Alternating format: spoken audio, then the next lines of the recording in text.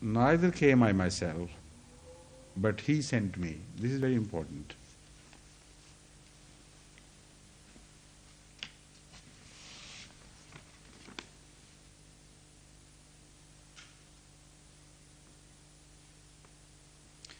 Now read in this background the last statement attributed to Jesus prior to his being crucified, his having been crucified. Then it makes the whole the complete story.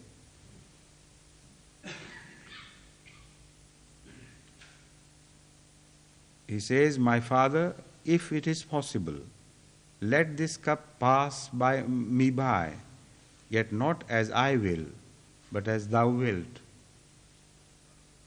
Here,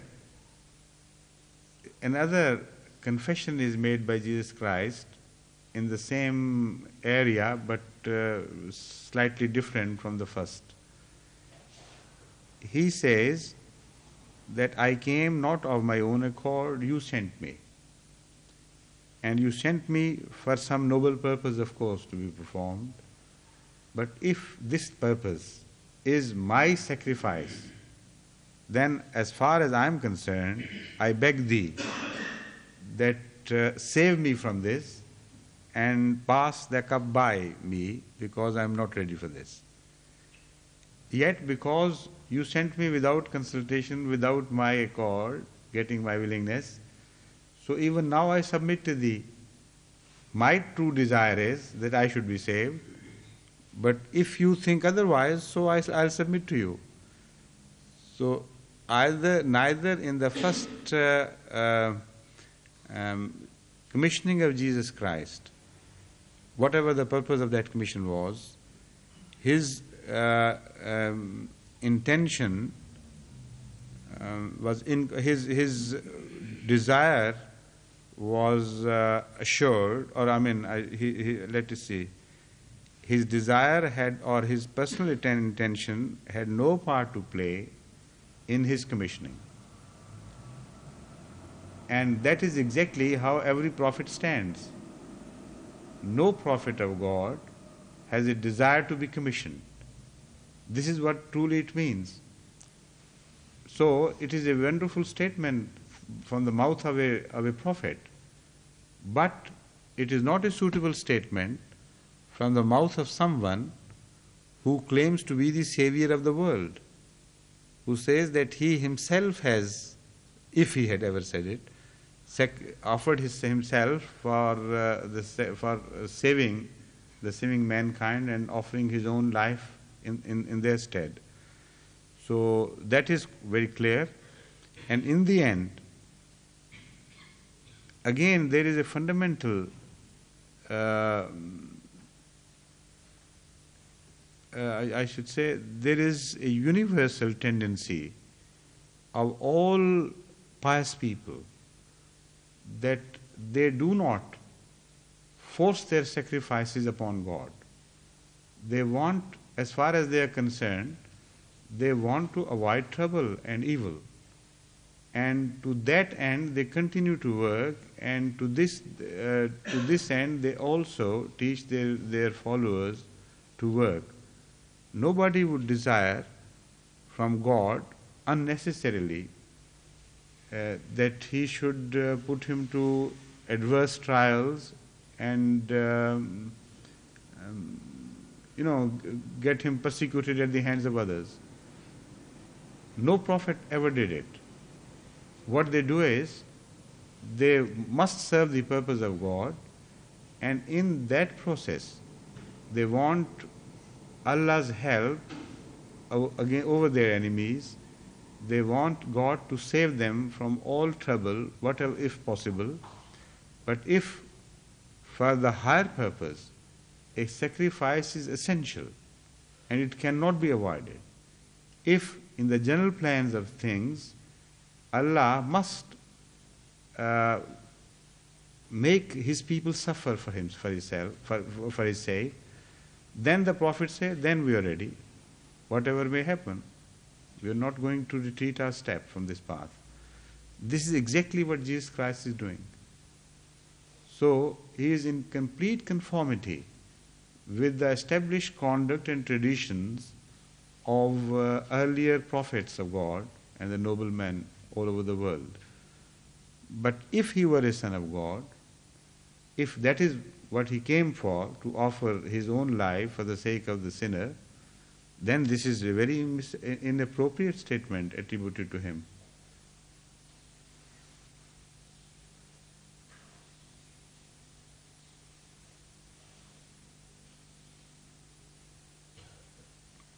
Now, sometimes they lean upon the last bit, the Christians, during the discourse, they lean upon the last part of this statement. The spirit is willing, but the flesh is weak. And they attribute that hesitancy to the flesh, not to the spirit of Jesus Christ. That when Jesus Christ begged of forgiveness and wanted God to pass that cup by him, what he meant was that because his body was weak, so for the sake of the body he was doing all this. And this is exactly why human beings fall prey to sin, for the sake of bodies. The soul never desires sin. It is always the flesh which overcomes the higher spirits, and for the sake of flesh and the worldly pleasures and things and comforts, all sins are committed. So here Jesus, if he is referring to flesh in that sense, claims that for the sake of flesh I want this to be, to be avoided, this trial. Then he is behaving like an ordinary human being. And this is not why he came for. Moreover, flesh, according to the Christian doctrine, has no part to play in that sacrifice. The sacrifice was to be offered in reality, after the severing of connection of his soul with his body. The hell it is, the 3 nights and 3 days and 3 nights in hell, which is in fact the true sacrifice according to the Christian doctrine. So when he says, pass this cup by me, he naturally refers to the punishment which he knew would be in store for him if we accept the Christian story. So in that case, flesh is not involved at all. There is no question of flesh playing any part in it. What was he referring to? If for the sake of flesh he wants God to not to permit his enemies to take his life, then ultimately what it amounts to is that he is avoiding the actual punishment under some excuse. That, oh God, I am willing, I don't go back on my word if that a word was ever given by him, but my flesh is weak, so what can I do about it? You better do something. So this is, if he was a son of God, all this is nonsensical, doesn't read sense at all. And it is paradoxical to the situation which is being attributed to him. So it only means one thing and one thing alone, that he admitted that being a human, he was weak. And like all human beings, he wants to serve the cause of God, but there are moments when he's afraid. There are moments when he knows that beyond that perhaps I will not be able to carry myself. So he wants Allah's help in 2 ways. Number one, if it is possible, to save him that predicament or trial. But if God has already designed and willed that that Jesus Christ must drink that bitter cup, then he says, I'm ready, of course. The will here refers to that. The spirit here refers to that will which has already been referred to earlier.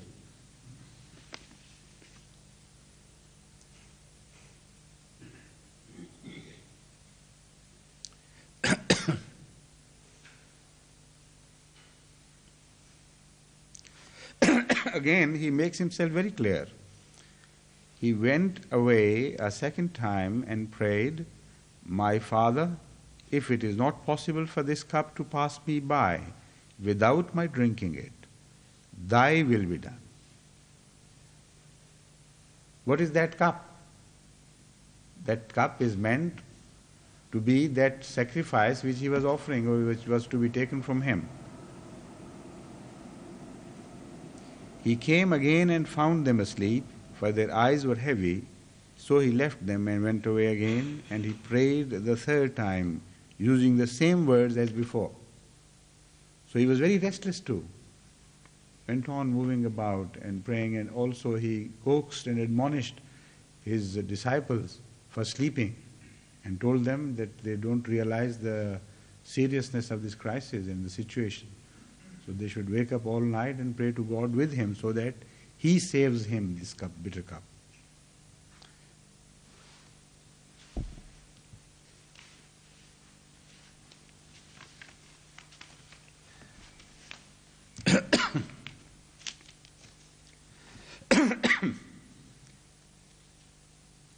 The last part of this verse, Haza Siratum Mustaqim, also solves the riddle of what Jesus Christ meant when he said, "I am the way." Every prophet, in fact, claims to be the way to God. And it does not mean that the one who claims that he is the way, he is God. So the Holy Quran has modified that statement, or let's say not modified, but clarified that statement attributed to him, and put it in its true perspective. What Jesus Christ meant was, Haza Siratum Mustaqim. My way is the way of God, is the way that leads to God. And this is the claim made by every other prophet. So this is nothing unique and distinctive about Jesus Christ. This is what every other prophet shares with him. فَلَمَّا أَحَسَّ عِيسَى مِنْهُمُ الْكُفْرَ, and when Jesus perceived their disbelief, he said, "Who will be my helpers in the cause of Allah?" The disciples answered, "We are the helpers of Allah. We have believed in Allah, and bear thou witness that we are obedient."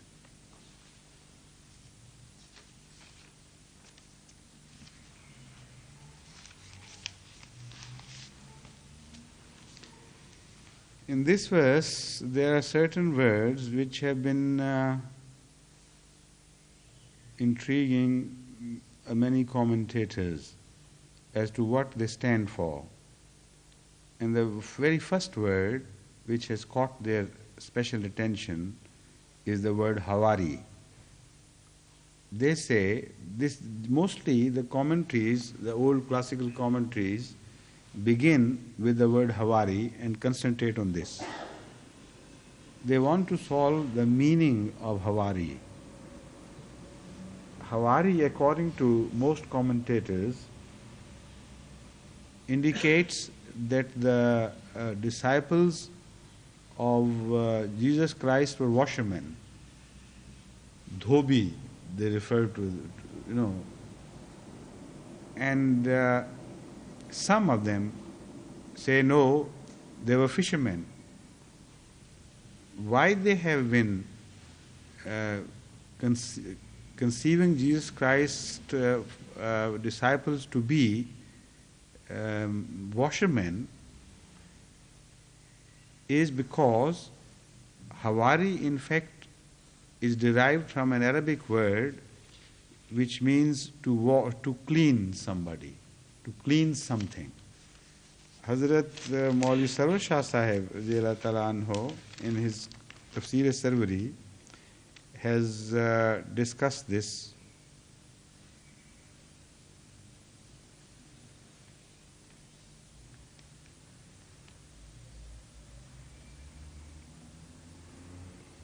He says that this word Hawari is derived from tahwir, which means to make something clean and white. So this is the reason why many of the commentators thought that this was a literal application of the word to them, and it meant that they were, they belonged to the profession of cleaning clothes. While there is no evidence from the Bible or from the history that they belong to that profession.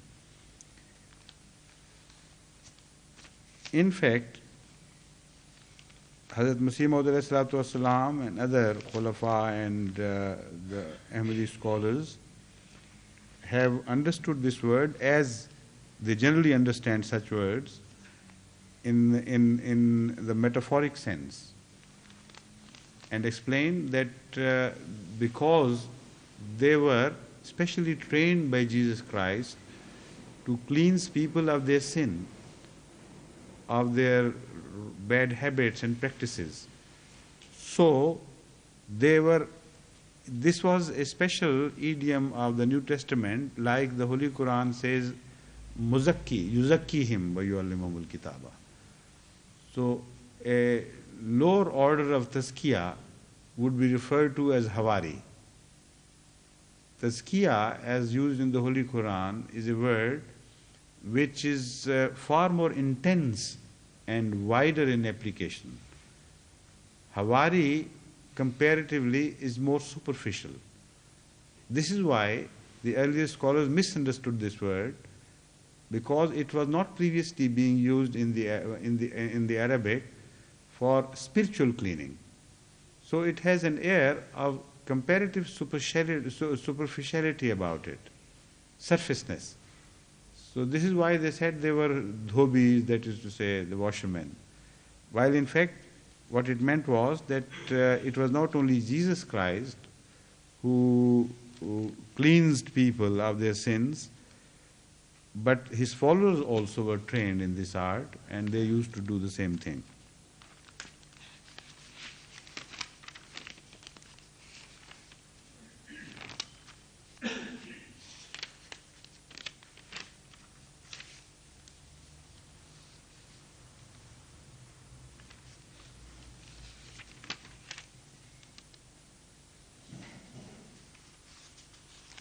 Now the word ahassa, falamma ahassa minhumul kufra, what does ahassa mean? Hazrat Muslim Maud quotes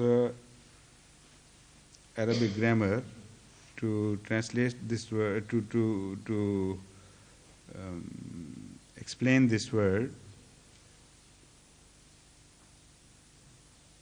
only to mean to perceive, to see something. Ahassa anho khabaran means ra'a, that is, he saw something. And as far as other commentators are concerned, they also, of course, agree that the word ahassa means to perceive and to see something. But let me see.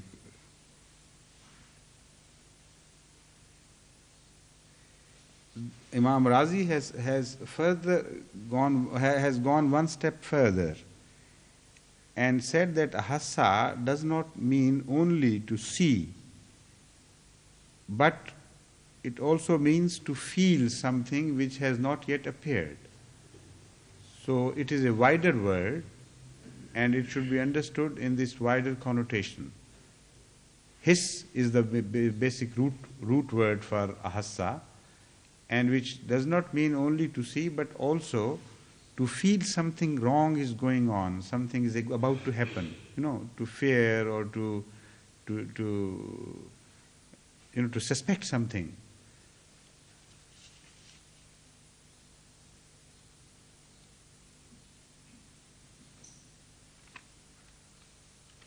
So, according to Imam Razi,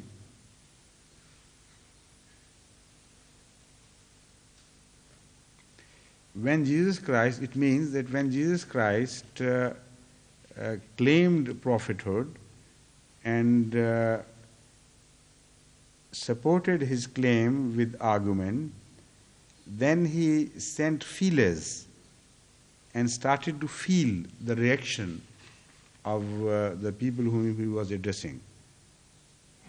And what here ahassa means is the sense of danger which Jesus Christ felt at that time. So ahassa means he felt something beyond that kufr. Kufr is not directly the object of the word ahassa, although the Holy Quran says ahassa minhumul kufra. So according to this reasoning, because it means feeling, perceiving something beyond what it appears to be, so here kufr is not exactly the object, but the result of kufr, the result of denial, that is danger, persecution and attempted murder, etc.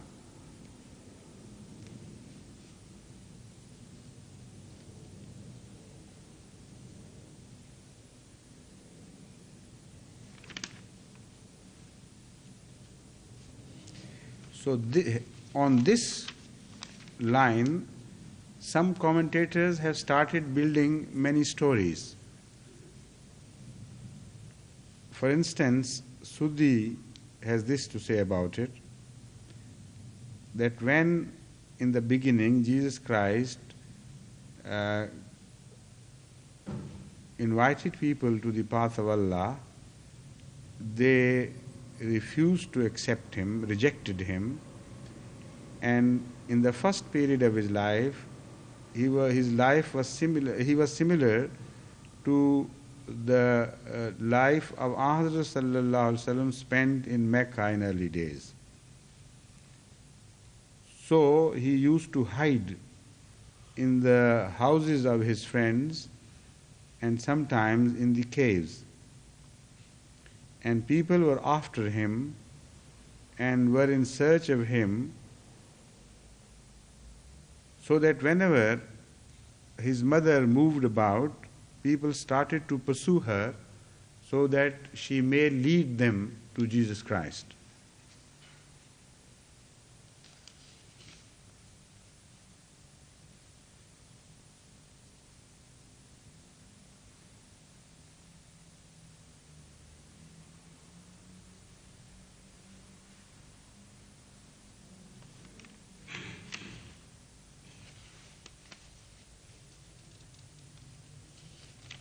It's a strange story. I mean, I can't understand how he connects it with this verse. فَلَمَّا أَحَسَّ عِيسَى مِنْهُمُ الْكُفْرَ قَالَ مَنْ أَنْصَارِي إِلَى اللَّهِ.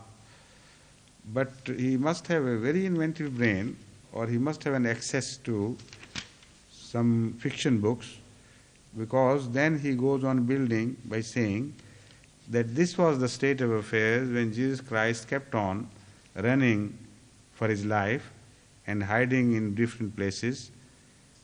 Once he stayed with somebody and found him to be very sad and depressed about something. When he asked him why, the answer was that the monarch of this city, or it was not the monarch, but this is the word used, the commissioner or something of that city, the chief of that city, was a very cruel person. He has made it compulsory on every citizen to feed him and his retinue one after the other. So each citizen of that town is given an appointed turn, and during his turn he must feed that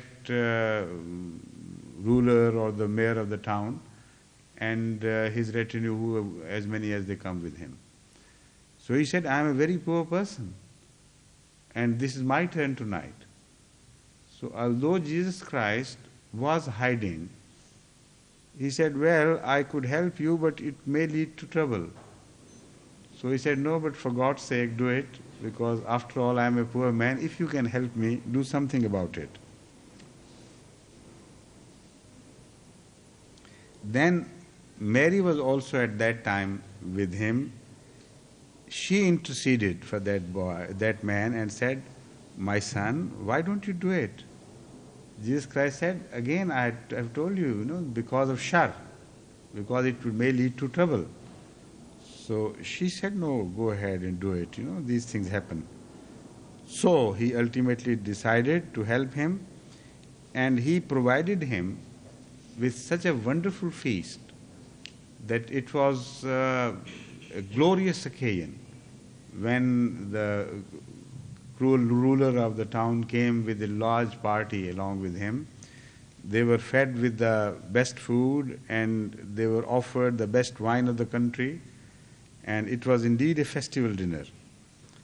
So in the end he thought, where from all this? And he answered him this particular question, that how did you get all this? This is strange. So because he had no other answer, he was caught in a corner from where he could not extricate himself. So he ultimately confessed that there is a man hiding in my house. He did all this, otherwise I am a poor man, I couldn't have done it. So at that, this time, this man himself needed Jesus Christ, luckily for him, this ruler, because only a few days earlier than that, his son had died. So he said, if such a person, such a magician is already in your house, lead me to him. I have also some cause to seek his help. So he was led to Jesus Christ and he told him. Again Jesus said the same thing. He said, well, it's easy, no problem, but it will lead to shar. There would be commotion and things would go wrong. So he said, look here, my son has died and you are afraid of commotion and this and that, and so please do it. So Jesus Christ revived his son from the dead, and at that when people came to learn, they all armed themselves. And instead of attacking Jesus Christ, they started fighting with each other. Now how did that happen, we don't know. He started, from the story that Jesus Christ was hiding himself and he did not want people to be led to himself. This is why he was not showing miracles openly. But when he did ultimately do that, people, instead of attacking him, they started fighting with each other.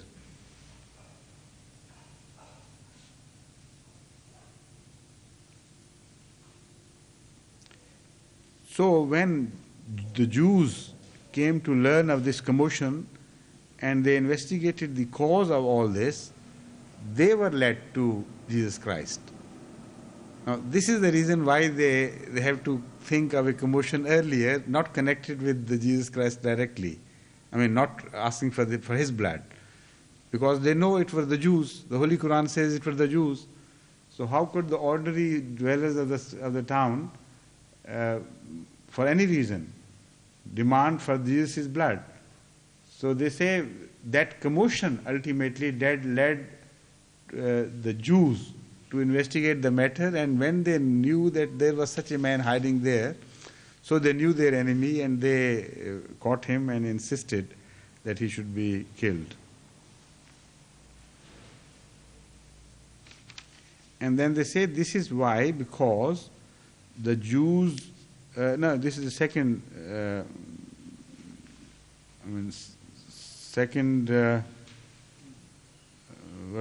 statement of somebody else's. He says,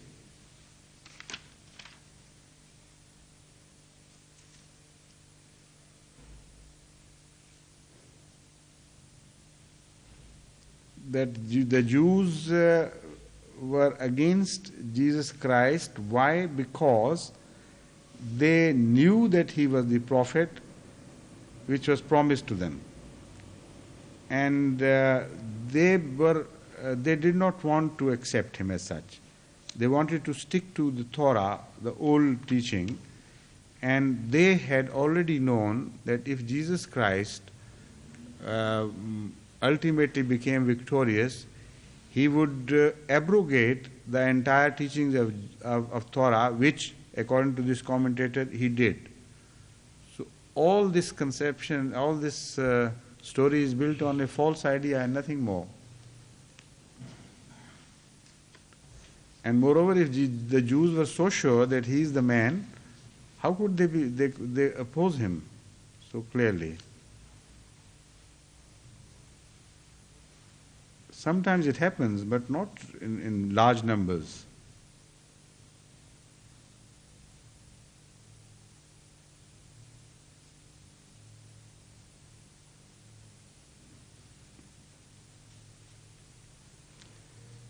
And they say why he said Man Ansari ilallah was that when Jesus Christ realized that he had been rejected, he wanted to find out who among the people were truly belonged to him, were those who truly belonged to him, and who were those who rejected him.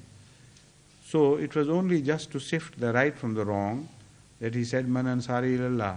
Now that is also absurd, because all those who were opposed to him were very obviously evident, and there was no question of his entertaining any suspicion as to who did oppose him and who did not.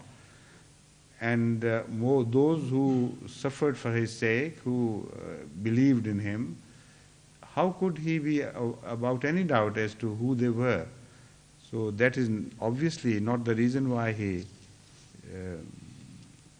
made this this invitation, sent this invitation to the people. One of the commentators has a brilliant idea about why he said Man Ansari ilallah. He said, in fact, what he meant was that he addressed his disciples and said that I must save myself from this trial. So, is there among you any person faithful enough to offer his life for my sake, so that he could take my shape and help me escape this trial? So, Man Ansari ilallah means anybody who would offer his own life for the sake of saving mine. This is the concept of the savior, on the other hand, entertained by the Muslim, some of the Muslim scholars. On the one hand, it is the Christian concept, and on the other this, while neither is true. No prophet of God can do that.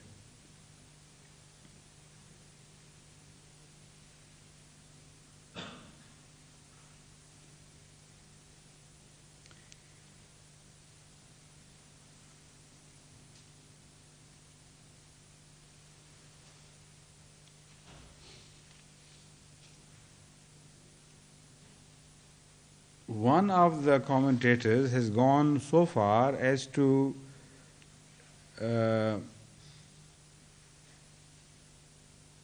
interpret this verse to mean a jihad on the part, that is the holy war on the part of Jesus Christ, fought with swords.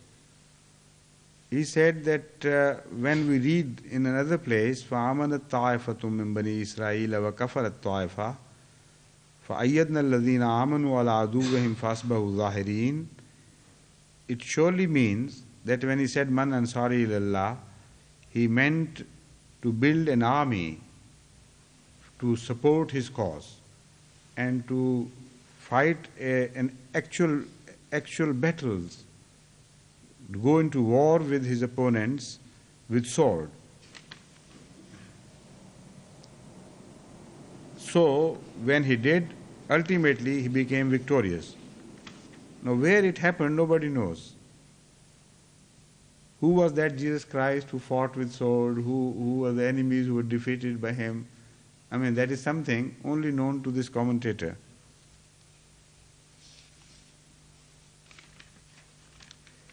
many have got engaged very deeply and inextricably in the expression ilallah.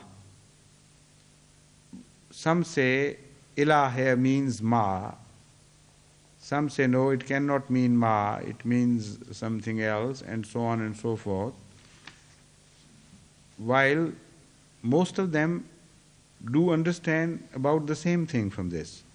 That is, when he said, Man ansari ilallah, who is the helper to God for me, what he meant was that in the cause of Allah, I need helpers.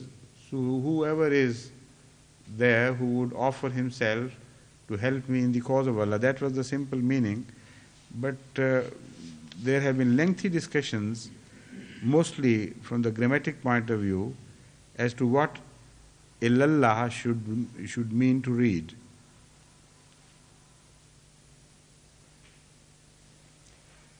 For instance, one of the scholars quotes another verse to help to support the meaning which he prefers.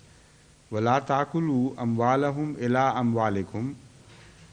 He says that it means ma here, because sometimes ila means ma, that is with, instead of to or towards, it may also mean ma, that is with. So he quotes the verse, La takulu amwalahum ila amwalikum, do not eat their wealth with your wealth. Ila amwalikum he takes to mean is the word is with. While some other grammarians have vehemently opposed this view and have taken the position that it is impossible for ilah to mean ma. Never in Arabic does it mean ma, because the sense contained in ilah is exactly opposite to the sense contained in ma. Ilah means a direction, a movement from one place to the other. And it is impossible for ilah to have any sense of mayyat, because the moment you have the sense of mayyat, that is with, to be with, then the sense of ilah, that is towards, is automatically cancelled and abrogated by this word. So they say because they are paradoxical meanings, they cannot be attributed to the same word at the same time. And again he says, when Allah says, La takulu amwalahum ila amwalikum, it means that don't take their wealth and remove it from them and transfer it to your wealth. That is the meaning of ilah. Not that together. There is no togetherness about it. Now, in view of this, which is a very strong and well authenticated view, another problem for us is solved. وَرَفَعْنَا بَلْ رَفَعَهُ اللَّهُ إِلَيْهِ. But God raised Jesus Christ towards him.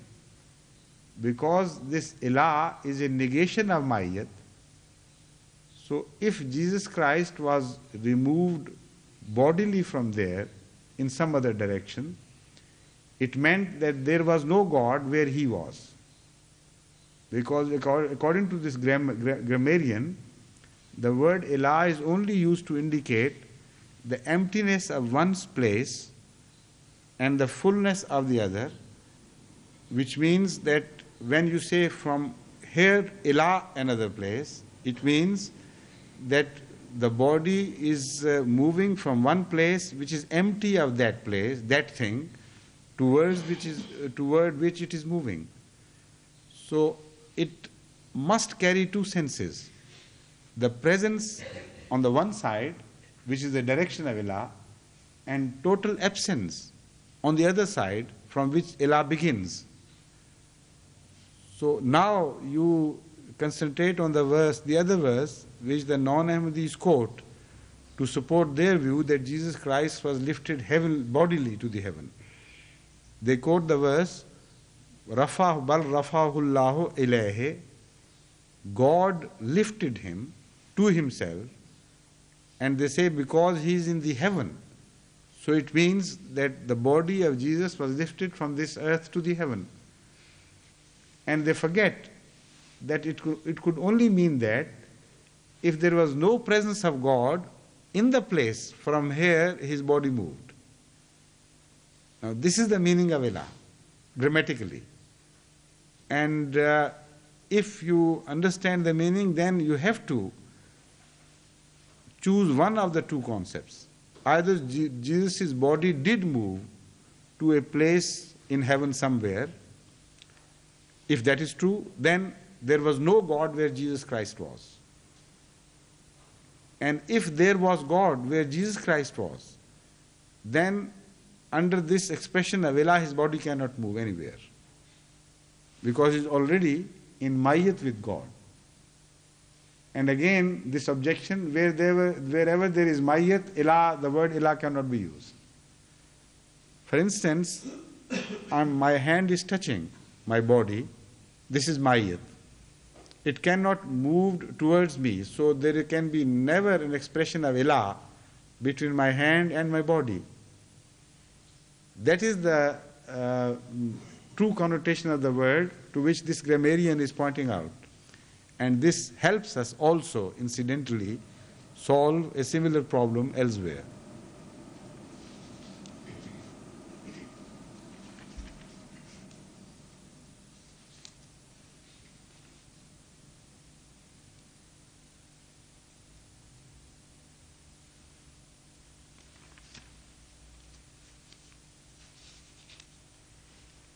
Some say the word Hawari is derived from Hur. You know, Hur is also referred to as those companions which the pious people will get in the hereafter, in the paradise.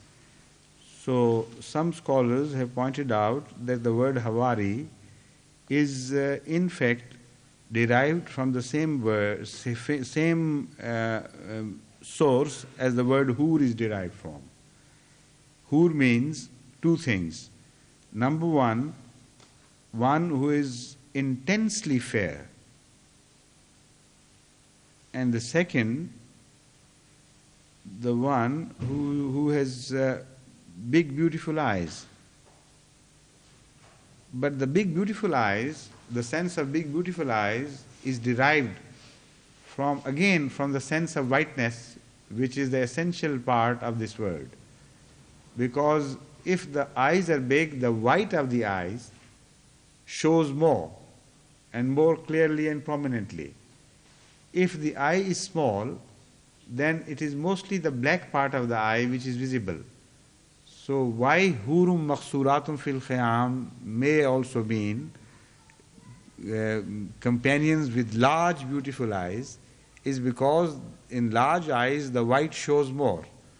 So it's a very sensible discussion on the derivative of as to where the word was derived from.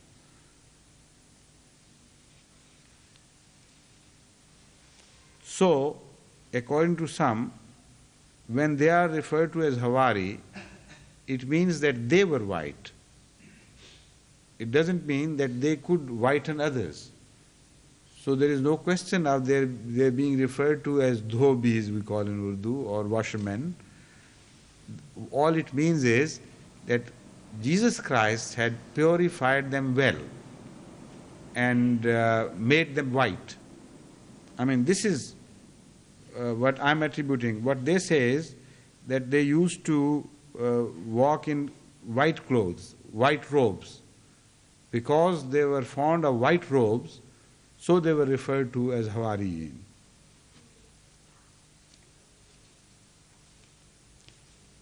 But some others also say that because their hearts were pure and they were washed of all hypocrisy by Jesus Christ, so they were referred as Hawariyin. And again they point out that even flour is referred to as Hawari in Arabic because of its whiteness.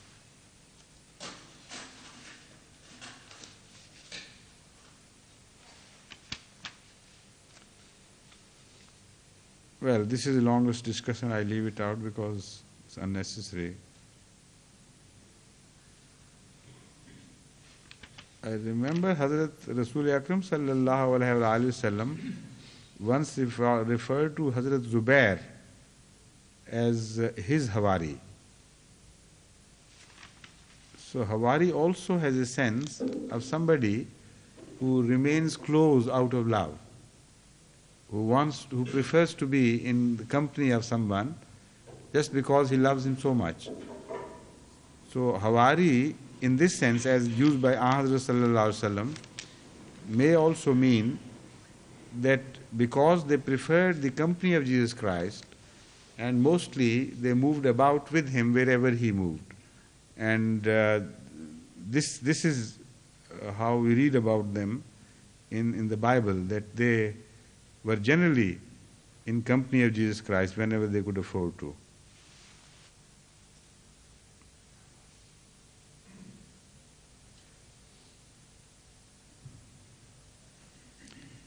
Now, as to why they were called to help him when they had already accepted him, this is the question, in fact, which has been intriguing many commentators. They understand that they accepted him as a prophet of God and they offered themselves in a bondage of allegiance to him. Why this call, this urgent call for help? So Hazrat Masih Maud alayhi salatu wasalam has written on this subject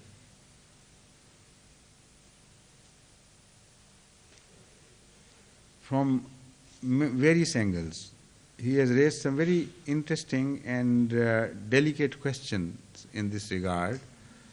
Instead of just discussing it grammatically, how ilah relates the word Ansari to Allah, he says that number one, the question is why a prophet of God must seek help of others when he should initially depend upon Allah. And it is Allah who has already promised him all help from him. Then why should he ask others to help him? He says this is the most important thing about this statement, which should be addressed by us and understood properly. So he offers many reasons why this happens. Number one, he says that it proves that in the scheme of God's things, dua is not the only instrument which we are expected to use for the victory. And Allah does not declare us to be above His laws of nature. So true obedience to Him would be to follow Him in every possible respect, in every world He has created. Spiritually, He has created the word, the book, and the law of spirituality, etc. And in that regard, the best means available to you is to worship Him and to pray to Him and seek His help through prayers. This universe also belongs to Him. And if you ignore it, it would mean as if you are above the laws of nature, and you already consider yourself as the chosen ones of God, in the sense that you don't stand in need of submitting to the laws of nature because you are above them. So Allah says, no, you have to prove your servitude to me vis-a-vis everything which I have created.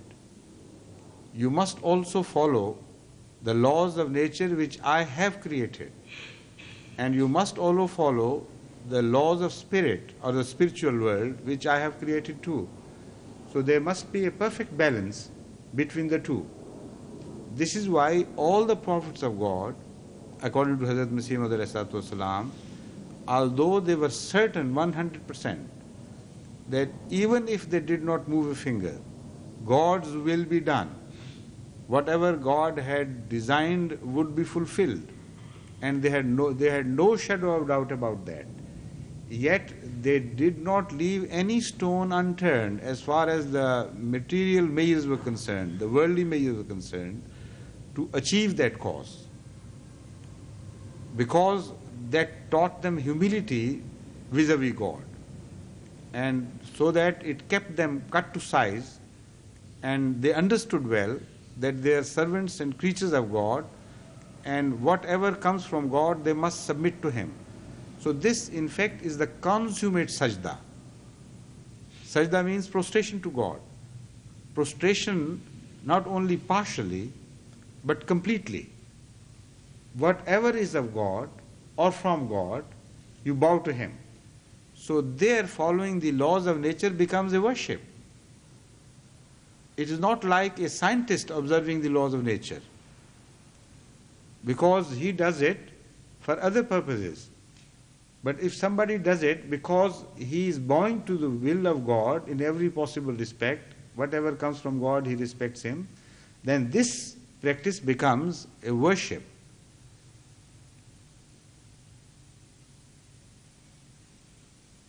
Again, Hazrat Mirza Tahir Ahmad says,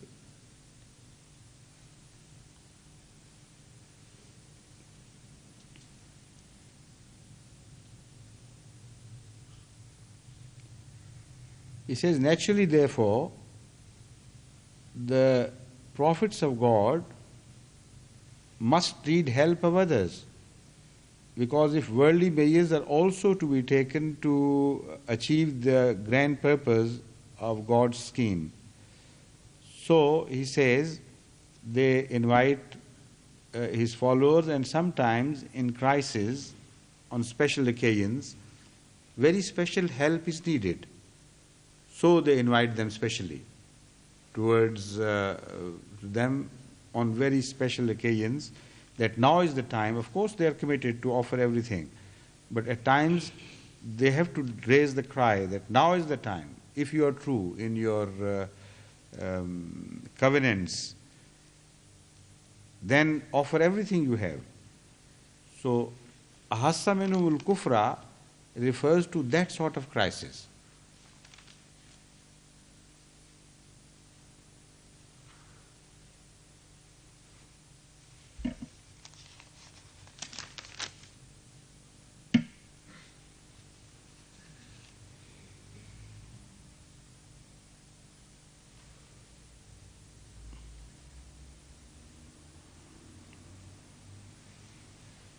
Again, there is a very important aspect of this,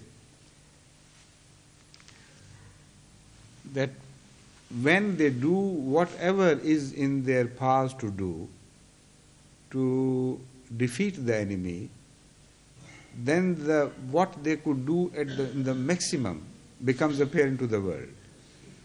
And the world knows that there is nothing left beyond that.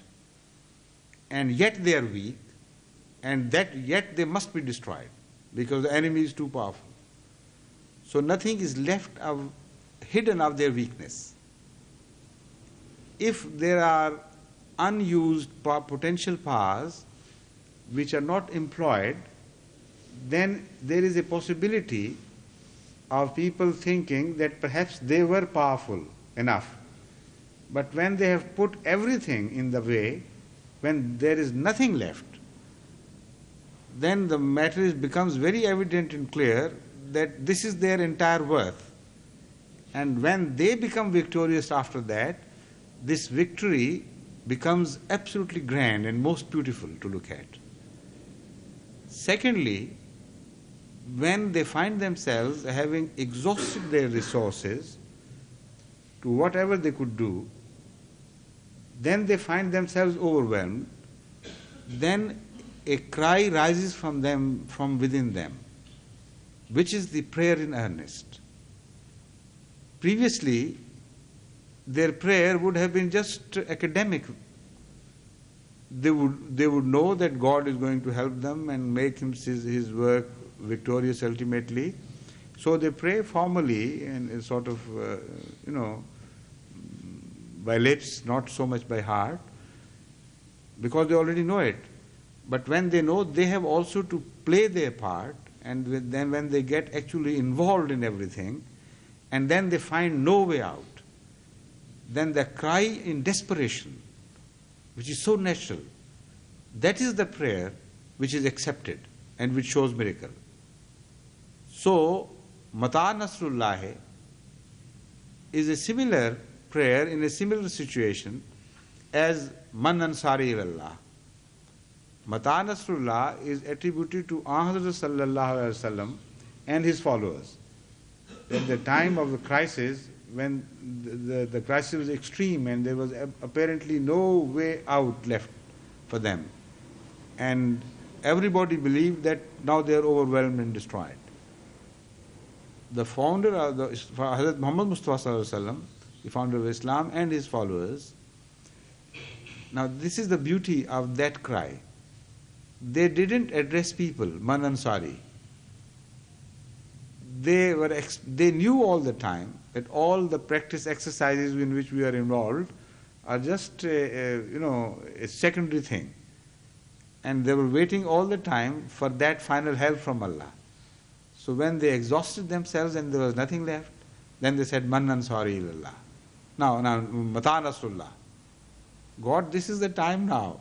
If your aid did not come now, when would it come? And that is the time. Allah inna nasrallahi qareeb, when they hear that, of course, the help of Allah is clear, nigh at hand. It's with you already.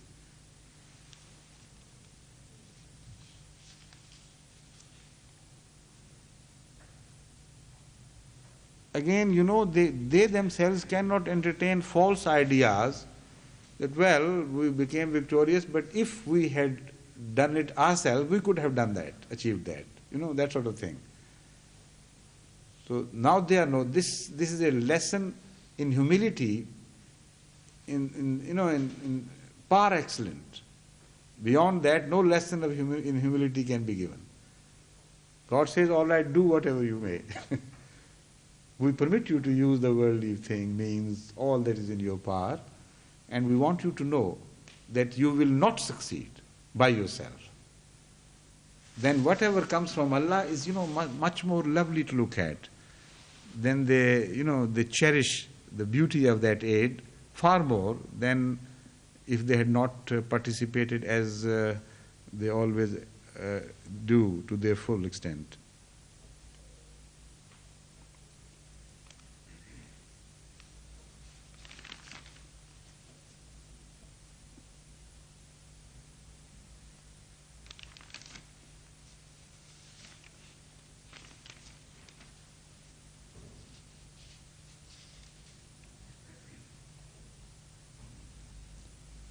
Hazrat Muslim Maud has explained why this Nahnu Ansarullah and at what stage, according to him, this invitation is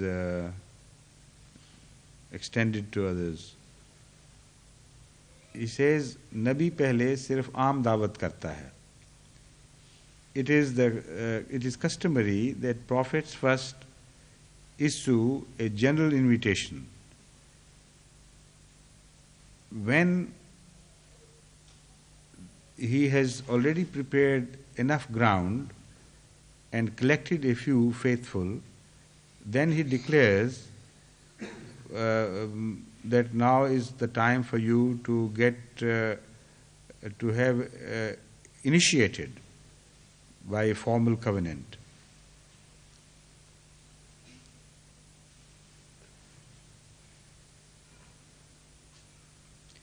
Then people are turned against them, and then they declare them to be kafir, that is, disbelievers, etc., etc.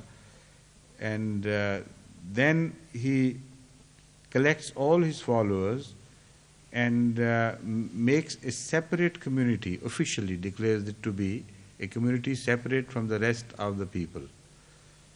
So this process is referred to, according to Sayyid Muslim Maud, as Man Ansari ilallah. Previously, among the crowds, there were those who believed in him, and there were those who did not believe in him.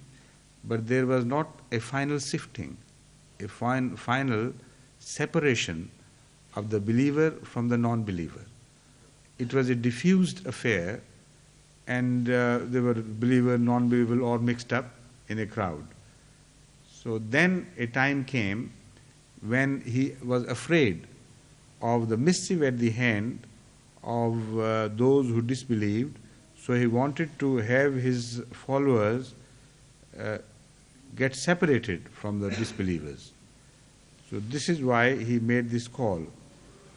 And he says this is exactly what Hazrat Masih Maud also did. First he wrote Brahine Ahmadiyya and served the cause of Islam in every possible way. Quite a few people gathered round him and started respecting him. But when he made the claim that he was from God, then the stage of Hassa minhumul kufra also arrived, and then he was afraid of violent opposition. At that time it was essential that those who belonged to him would be made distinctly apart from those who opposed him. So then he declared that those who actually belonged to him should come and get initiated at the hand of Hazrat Masih Maud. It is referring to the first Bayat at Ludhiana.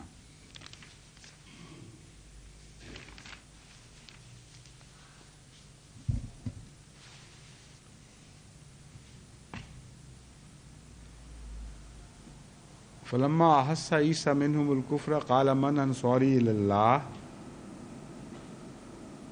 قال الحواريون نحن أنصار الله آمنا بالله واشهد بأننا مسلمون. Here the word washhad is also made the focus of attention by many scholars. He said that when this call of Jesus Christ was responded to by his followers, why did they say Amanna billahi washhad bi anna muslimun? That you bear witness that we are among those who have submitted. They say, and of course rightly so, that every prophet is a shaheed. Because in fact, it is the prophet who would bear witness to the true faith of his believers. As if a prophet did not pass somebody as believer, his belief would not be accepted. That sort of situation is conceived by the word shahada. So in the Holy Quran, and the commentators have referred to the verses which bear the reference to other prophets, and in some places all prophets, to be shaheed, shuhada over their people. But there is one verse in which Hazrat sallallahu alaihi wasallam is declared to be shaheedun ala shuhada. That is to say, he would be the shaheed of the prophets themselves. All the prophets are shaheed in the sense that it is their testimony which is going to be of some avail to their followers. Now what is that testimony? This is the intriguing question which has not been taken up by other scholars, but I feel that this is the more important part of it. They have a mechanical idea that on the day of resurrection, each prophet would sift out his believer from the non-believer in a sort of parade. People would pass by, for instance, or would be gathered and say, oh, all right, leave this crowd, you do not belong to me, you come and follow, that sort of thing. All this is just, a very naive thinking about what is going to happen in the hereafter. Shahada is a thing completely different. It is a process of judging people by applying the touchstone of their own character. or let us say by applying them, their character, to the touchstone of their character. And a decision is automatically given. It is not a process where witnesses are called and witnesses are offered. It is a process which is automatic. Every prophet has a set of character, a bearing, a personality. And those who belong to him, they begin to be like him. And if they are like him, the shahada of the prophet is a silent shahada, but it would be given words in the day of judgment, maybe. We don't know what may happen there. But it is the shahada of the hair which is referred to, which would carry weight in the hereafter. So if you want that Hazrat Sallallahu Alaihi Wasallam should be shaheed over you, you should attempt very seriously to get his stamp upon you. This is indeed a stamp. This is why the seal is used to verify a document. And now we understand also the true meaning of Hazrat Sallallahu Alaihi Wasallam being Khatamun Nabiyyin. Shaheedul Shuhada and Khatamun Nabiyyin are one and the same thing. Every prophet is a khatam for his people. That is to say, they are judged by his character and his style of life, his way of life. And if they are close to him, as I have said, they would pass as his, otherwise not. Now that means, Khataman Nabiyyin means that the truth of every prophet would be judged according to the character of Hazrat Sallallahu Alaihi Wasallam. If there is anything contradictory to the lifestyle of Hazrat Sallallahu Alaihi Wasallam and everything that belonged to him, then such a claimant is a false man. He cannot be declared a prophet. So anything attributed to prophets which does not have its authenticity, which does not receive authenticity from what actually happened to Hazrat Sallallahu Alaihi Wasallam in the similar circumstances, is also wrong. So if the prophet is true, that incident which is attributed to him is false, because otherwise it is impossible for a true prophet not to pass through the criterion of Hazrat Sallallahu Alaihi Wasallam's character and how God treated him. There are two things which must be borne in mind together.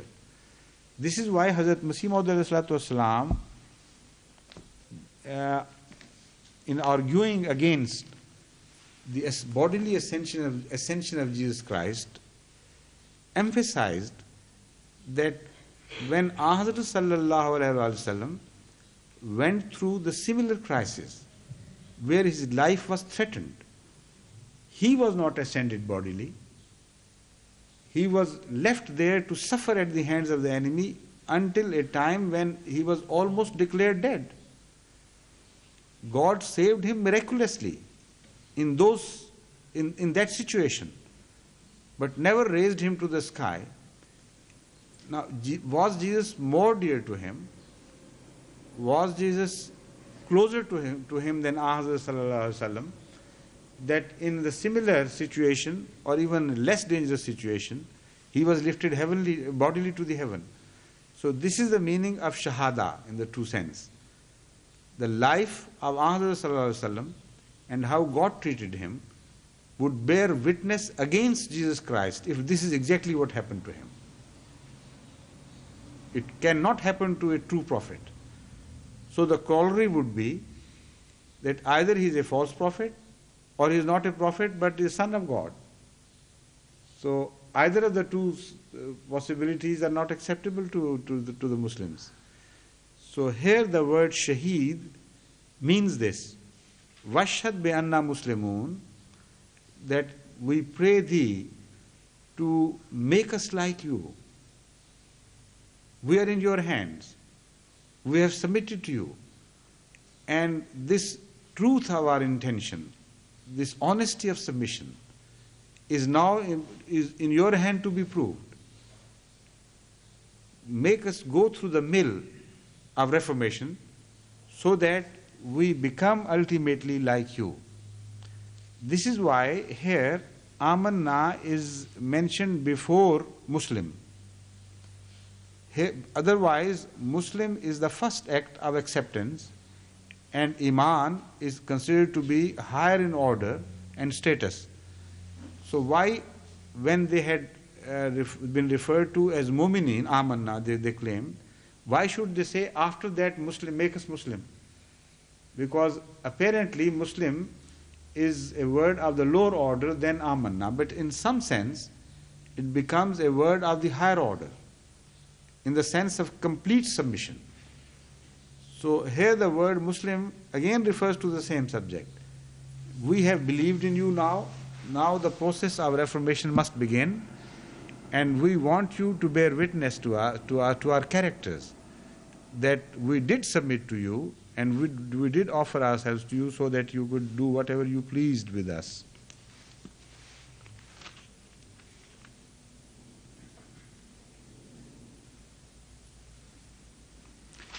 So immediately following this, Washhad bi anna muslimun, the following verse makes the complete picture.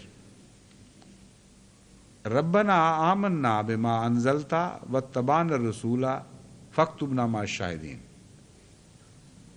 That, O our Lord, now instead of addressing Jesus Christ, they are addressing God directly.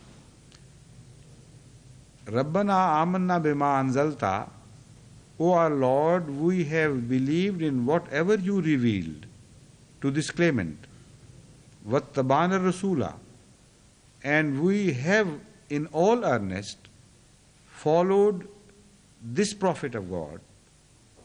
Faktubna ma shahidin.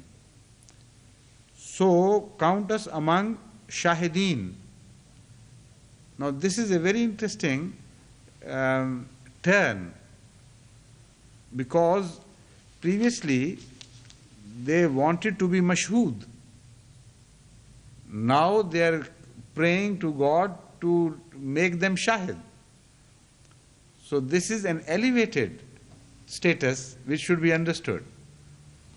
When they say to Jesus Christ, Washhad bi anna muslimun, it means that you become the shahid, that is the one who bears testimony, and we become the subject of your testimony. And when they address God, they completely turn the subject in a different direction. They say, oh God, as far as you are concerned, we want a different thing from you. We want you to make us shahid. That is to say, we become perfect models in your sight, so that people are judged by application to our testimony. This is the consummate perfection which is being referred to here as faktubna ma shahidin. So it's not a vain repetition of the same word. If you understand, they mean different things in the first verse and in the second verse. And again, it is God alone who makes a shahid. Prophets do not become shahidin themselves, and nobody has a right to become a shahid. And even a prophet cannot make others shahid. Except for one man, no other prophet has been referred to as having this quality of turning others into shahid. And that one was Hazrat sallallahu alaihi wasallam. This is again one of the meanings of Khatamun Nabiyyin, that he was the one, if somebody followed him perfectly, he could turn him into a shahid. This is why Hazrat Masih Maud said, Uski tawajjo nabi tarash hai. He has that excellent quality about him, that if he concentrates with love and affection on somebody, he can turn a prophet out of him. So this is the process of making shahid. Previous prophets were not given that quality of making others shahideen.